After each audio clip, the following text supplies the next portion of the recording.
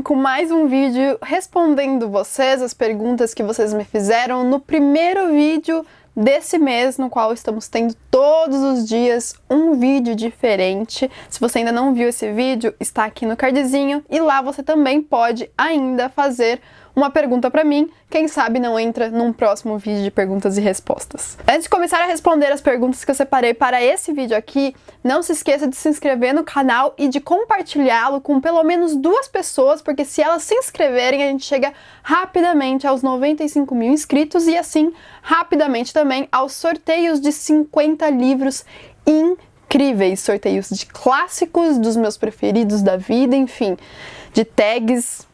Tá muito legal. Se você ainda não viu o vídeo no qual eu mostro todos esses livros, está aqui também. Ative o sininho lá na página principal do canal. Também é bem importante, assim, você sempre fica sabendo em primeira mão quando vai ao ar um conteúdo aqui do canal, seja ele resenha, sorteio, enfim, tudo. Bora lá para a pergunta do Alexandre Sheibe. Tem uma pergunta: qual é o teu filme preferido, favorito, ou quais são os favoritos? Tem algum diretor que acompanha ou gosta bastante? Vamos fazer aqui então um top 3, que eu acho que é mais fácil de fazer do que colocar mais. Meu preferido de toda a vida é o Interestelar. Esse filme mexeu de uma forma comigo, gente, vocês não têm ideia. Eu acho ele muito tocante, apesar de eu não entendê-lo completamente por conta das questões físicas e astronômicas. Astrológicas, astronômicas, eu nunca sei qual é a diferença, nunca sei qual que é qual, aliás. E é belíssima a relação mostrada entre pai e filho e também a questão temporal. Pra mim pega muito essa ideia de que passou muito tempo na vida de um e na vida do outro nada, quase nada. Eu precisei assistir 3 vezes no cinema e depois eu assisti uma 4ª em casa com o filme baixado. É interessante, mas né, cinema 10/10. Depois os outros 2 filmes passou um avião, nele estava escrito Mallory continua a fazer esse vídeo. O segundo filme que eu gosto muitíssimo é Forrest Gump.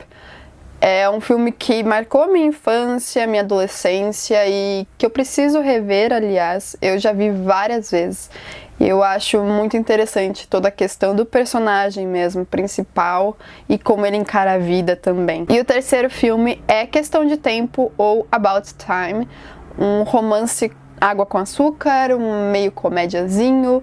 Ele é bem, sabe, diferente dos romancezinhos, mas ainda assim ele se encaixa nessa categoria e é completamente um filme sobre romance, sobre família, sobre amor. Eu gosto muito dele porque, olha só, ele também trata bastante sobre a questão do tempo. O protagonista consegue voltar no tempo e a partir disso várias questões vêm à tona, várias discussões, inclusive e principalmente, na verdade, relacionadas à família. E meu diretor favorito, olha que interessante, nenhum desses 3 filmes é dele, mas eu gosto de todos os filmes que ele faz, que é o Joe Wright.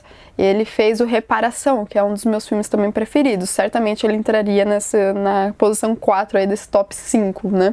E ele é interessantíssimo porque faz filmes belíssimos com uma fotografia linda, linda mesmo, e muito poética. Então ele fez esse daí, ele também fez recentemente aquele do Winston Churchill, outros mais, tipo Ana Karenina, também foi ele que fez. Muitos dos seus filmes é a Keira Knightley que faz, ele gosta bastante dessa atriz. Enfim, esse é o meu diretor preferido. O Vitor Soares fez uma pergunta bem legal. Há muito tempo você disse que gostou de Oliver Twist, mas que demorou muito para ler. Tem vontade de ler outras coisas do Dickens em breve? É um autor que te interessa hoje em dia? Com certeza. E eu só li Oliver Twist dele, eu acho. Faz muito, muito tempo. Eu li em 2012, talvez? Eu acho que sim. Ou até antes. E naquela época eu não estava tão acostumada a ler clássicos, então foi uma coisa que demorou, até porque a história ela te conduz dessa forma, né? Alguns picos e alguns baixos, assim, alguns pontos baixos, então vai nessa montanha russa, assim. Não é uma coisa linear, né? Que você tá sempre ali com muito interesse na história. Alguns momentos da história não eram tão interessantes assim, então, consequentemente, eu deixava de ler mais naquelas épocas. Então, eu acho que eu demorei 2 meses, se não me engano, para ler esse livro lá atrás. E o Dickens, desde então, sempre foi um autor que eu gostei bastante, somente por esse livro lido. E hoje é um autor que eu tenho cada vez mais vontade de ler e sentindo essa urgência por uma leitura dele nova. Eu queria muito ler um livro dele, talvez esse ano eu consiga, não sei bem quando, mas eu pretendo ler sim. Talvez não um calhamaço, tipo David Copperfield, mas outro menorzinho, talvez. A Soraya Aquino fez uma pergunta que eu vou responder de uma forma interessante. Ela perguntou por que ler autores russos? E eu respondo com uma pergunta: por que não? Aliás, por que não ler qualquer autor de qualquer nacionalidade? A questão dos russos, eu acho que é um país muito diverso, muito vasto e que tem uma literatura muito pungente. Temos livros incríveis e que tocam a alma e que tocam questões, na verdade, humanistas e universais. Então eu acho que a literatura russa é tão admirada por conta disso também. Eu acho interessante a gente ler a literatura como uma forma de descobrir a cultura do outro, a cultura de uma nação com a qual a gente não tem contato, senão com a literatura. E é uma forma muito bonita de você fazer esse contato, certo? Então, por que não ler russos e descobrir mais sobre a cultura russa, sobre esse país tão lindo, belo e cativante? A pergunta da Paula Letícia não é apenas dela. Algumas pessoas me perguntam isso. Como que eu concilio trabalho e faculdade? E minha mãe, ela vai voltar aqui pro canal, podem ficar tranquilos. Como que eu concilio, né? É complicado porque você nunca tem aquela coisa do trabalho de você entra às 8 horas e sai às 6 horas da tarde e é isso, acabou, o trabalho fica naquele horário e você não leva pra casa, ou às vezes você leva. Mas no meu caso é tudo uma confusão, porque eu não tenho horário fixo nem no trabalho, nem na faculdade, porque a faculdade é integral e eu posso fazer o horário que eu quiser e não tem algo fixo, uma grade fixa. Então, nada na minha vida é certa. O conteúdo aqui do canal, ele não é fixo tão assim, ele tem o dia certo, né, segunda e quarta-feira, porém, é difícil você determinar sempre o que vai acontecer, porque tem pedidos também, tem prazos diferentes que vão se adequar conforme o meu cotidiano. Como que eu concilio? Respondendo mais, né, indo direto ao ponto. Tenho que ser muito bem organizada. Se isso não acontecer, tudo vai por água abaixo e é um efeito dominó, assim. Uma coisa vai levando a outra. É muita coisa, é muito prazo a ser cumprido, então eu tenho que deixá-los sempre na minha cabeça ali, vivos, porque se eu deixar de lado, sempre vão ficar ali de lado e nunca serão retomados e cumpridos. Eu durmo muito pouco durante o semestre, principalmente no final do semestre, que é quando eu tenho mais prazos a cumprir. Pouquíssimo mesmo, tem dias que eu durmo 3 horas. E isso vai me matando aos pouquinhos. Eu sei que não é saudável, mas o que eu posso fazer, né? Às vezes essa é a minha única resposta, não tenho como fugir disso. Eu trabalho e estudo muito. Eu tenho pouco tempo pra mim. Então eu comentei no primeiro vídeo desse mês de respostas, né? Que um dos meus hobbies é pintar. Tem sido pintar, mas eu consigo pintar muito pouco. Eu consigo assistir séries e filmes muito pouco. Eu não consigo realmente me dedicar tanto a hobbies, porque eu trabalho de madrugada, de manhã, de tarde, de noite. E eu gosto disso. Não é uma reclamação. Eu gosto, eu faço, eu acho, mas porque realmente é algo que me deixa feliz. Então é como se fosse hobby também, né? Eu trabalho e estudo com o que eu gosto. Bom, não sei se eu consegui responder muito bem, mas é basicamente isso. É uma confusão, é uma loucura, uma coisa de cada vez, o que é mais importante primeiro, assim. Aí o Mundo Animado me fez uma pergunta super interessante também. Qual o seu super-herói preferido? E vai ser uma resposta minha não interessante, vai ser meio boring, assim, sabe? Meio chatinha. Porque eu não sou de assistir muitos filmes de super-heróis. Eu tenho irmãos, mas eu não cresci com eles, então não fui inserida, não fui apresentada a esse mundo propriamente falando. Eu assisti recentemente um filme que eu adorei, que é do Homem-Aranha Jovenzito, e eu adorei realmente. É, assim, muito legal. Rola uma identificaçãozinha um pouco com ele, talvez porque ele é jovem, mas eu gostei muito dele. Então eu poderia dizer que é ele e também Mulher Maravilha, por que não? né? Eu assisti também. E não tenho como deixar de lado essas questões feministas também. O que tem é... é muito legal essa pergunta. Pra eu colocar, elencar do melhor ao pior livro do Harry Potter. Eu posso falar o que eu mais gosto e o que eu menos gosto? O que eu mais gosto é A Ordem da Fênix. Na época foi um desafio pra mim. Ele é o maior de toda a série. E eu gostei de chegar ao final e gostando da história que eu lia. É uma história dark, um enredo cativante e que eu acho que é um ponto-chave ali de toda a trajetória do Harry Potter. Achei que dentro de todos os 7 livros foi o que mais deu start para muita coisa importante vir à tona. O Enigma do Príncipe foi onde isso aconteceu mesmo, mas antes disso teve que ser preparado o terreno, né, vamos dizer. Então, seria A Ordem da Fênix. E o que eu menos gosto foi A Câmara Secreta, e eu também não gosto tanto assim do filme. Eu não sei se é porque veio depois da explicação inicial do universo, que tem que ser superficial mesmo, porque né, a gente não conhece aquela história, então o primeiro filme, o primeiro livro são muito superficiais e tranquilinhos, até porque são mais infantis do que os outros, e a história vai ficando cada vez mais obscura com o tempo. Mas apesar de eu ter gostado muito da história e de ter colocado o vilão mais presente mesmo na história, ainda assim eu achei que não me cativou tanto. Mas eu acho que é só a questão de cativar, não outra, assim, do enredo, enfim. Essa é a minha resposta.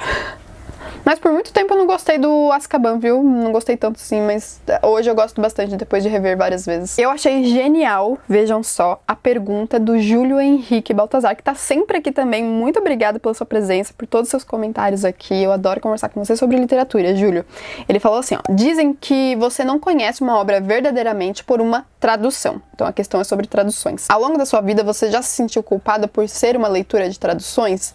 Você acha que ler em outra língua é realmente tão importante, ainda mais num tempo em que vivemos onde as traduções são duvidosas às vezes? Eu acho que as traduções elas sempre foram duvidosas, sempre existirão traduções duvidosas, porque vamos parar para pensar um pouco no trabalho de uma editora, de produção de um livro, não como algo romanceado, mas como uma profissão realmente e como parte do mercado de trabalho, mercado financeiro. O tradutor depende muito da sua qualidade de trabalho, depende muito da sua formação, de quem ele é, da sua experiência, dos seus interesses, enfim. Tem tradutores não tão bons, assim como existem tradutores maravilhosos, e isso em qualquer âmbito de todo o mercado de trabalho. Isso existe. Profissionais bons e profissionais ruins. No mercado editorial, rola muito a questão da verba também. É complicado porque se tem pouca verba, consequentemente, a condição de trabalho será mais precária, entre aspas. Então sempre vai existir essa questão de ter uma tradução ruim ou uma tradução... Eu não gosto muito de usar a tradução ruim, porque tradução mexe também com direitos autorais e eu acho o trabalho fantástico, seja o autor mais experiente ou o tradutor mais experiente ou não. Eu gosto de falar uma tradução melhor, uma tradução pior. Nós temos traduções que são boas, mas que daí as editoras vão lá e pegam essa tradução e copiam ela e modificam para não dizer que copiaram tudo. E é um trabalho de remendo. Não é legal isso. E eu acho que essa prática está sendo deixada bastante de lado agora, ainda bem. Mas aconteceu bastante, foi evidenciado isso, enfim. Vamos pular essa parte. Mas já teve uma época que eu fiquei me questionando bastante sobre isso, principalmente num semestre que eu peguei acho que 3 matérias sobre tradução. E eu me questionei bastante, é uma coisa que às vezes a gente não se pega pensando bastante, né, de que nós somos leitores de tradução. Eu já fiz um vídeo sobre isso, tá aqui ó, no cardzinho, é só sobre isso, é um vídeo de discussão falando sobre sermos leitores de traduções. Hoje eu não me sinto culpada porque eu acho que o trabalho de uma tradução é belíssimo, é realmente assim de admirar e tem traduções incríveis, sabe? Maravilhosas mesmo. Mas é claro que o melhor sempre é ler o original. Mas fica difícil, né? Eu gostaria muito de ser poliglota, ainda não tá rolando isso, tá longe de ser, não sei se um dia serei. Mas é isso, é uma questão um pouco delicada, mas da qual a gente não tem como fugir, não é mesmo? Então, gostei bastante da sua pergunta, Júlio. A Flávia Eduarda já fez uma pergunta, assim, um pouco mais pessoal, que você tem cara muito canceriana mesmo. Realmente, sou canceriana, assim, e não tanto, tem algumas coisas do signo que não se aplicam tanto a mim quanto ao rancor, por exemplo. Eu não sou uma pessoa rancorosa, mas vamos lá. Qual o resto do seu mapa astral? Ascendente em Aquário, que eu gosto bastante, e Lua, Vênus em Gêmeos.